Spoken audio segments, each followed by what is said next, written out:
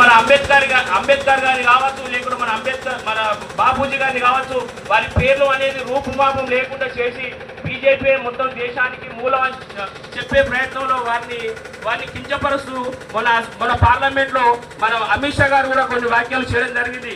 దాన్ని ఖండించడమే కాకుండా మన దేశం కోసం కొట్లాడిన మన బాపూజీ గారిని మరియు మనం రాజ్యాంగం రాసి ఈరోజు దేశంలో ప్రధానమంత్రి హోదాలో కూర్చున్న నరేంద్ర మోడీ గారు కూడా ఈరోజు అంబేద్కర్ రాసిన రాజ్యాంగంలో లోబడి ఆయన ప్రధానమంత్రి అనే విషయం ఆయన మర్చిపోయి ఇలా అంబేద్కర్ని జనాలు మర్చిపోయే విధంగా చేస్తున్నాడు. అది మీతోటి సాధ్యం కాదు.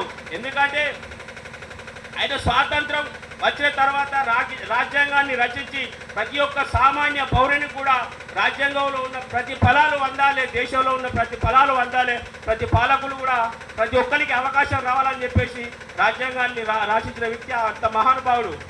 అట్లాంటి వ్యక్తిని రూపు మాపాలే, ఆ పేరే రాకుండా చేయాలన్న ఉద్దేశం చేస్తున్న ఒక భయంకరమైన బీజేపీ పార్టీ ఈరోజు దేశాన్ని నాశనం చేసే ప్రయత్నంలో ఉన్నది. ఎందుకంటే అవకాశం మూడోసారి గెలిచినాం కదా, మేము ఏం చేసినా అర్థం ఒక చెడ్డ ఆలోచనతో వాళ్ళు ముందుకు పోతారు.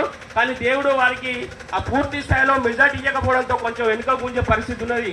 కావున మన కాంగ్రెస్ పార్టీ ఇది ఏఐసి పిలుపు మేరకు మనం రాజ్యాంగాన్ని కాపాడుకోవాలి, అంబేద్కర్ ఆశయాలను జనంలోకి తీసుకెళ్లాలి, మన బాపూజీ గారు చేసిన త్యాగాలు కూడా ప్రజల్లోకి తీసుకెళ్లాలనే ఒక ఉద్దేశంతో ఈరోజు ఏఐసిసి పిలుపు మేరకు మనం ఈ కార్యక్రమం తీసుకోవడం జరిగింది. ఈ కార్యక్రమం ఖచ్చితంగా మనం ప్రజల్లోకి తీసుకెళ్లాలి, వారిని చైతన్యం చేయాలి, కాంగ్రెస్ పార్టీని కాపాడుకోవాలి, భారత రాజ్యాంగాన్ని కాపాడుకోవాలి, అంబేద్కర్ ఆశయాలను కూడా మనం దాన్ని స్మరించుకుంటూ ఉండాలి, బాపూజీ గారు చేసిన త్యాగాలు కూడా గుర్తు చేసుకోవాలని చెప్పేసి మీ అందరికీ తెలియజేస్తూ ఈ కార్యక్రమానికి వచ్చిన పెద్దలకు అందరికీ పేరు పేరు నాయకు నమస్కారం తెలియజేస్తూ ఇప్పుడు మన బ్లాక్ కాంగ్రెస్ అధ్యక్షుడు గారిని మాట్లాడాల్సిన కోరుతున్నాను.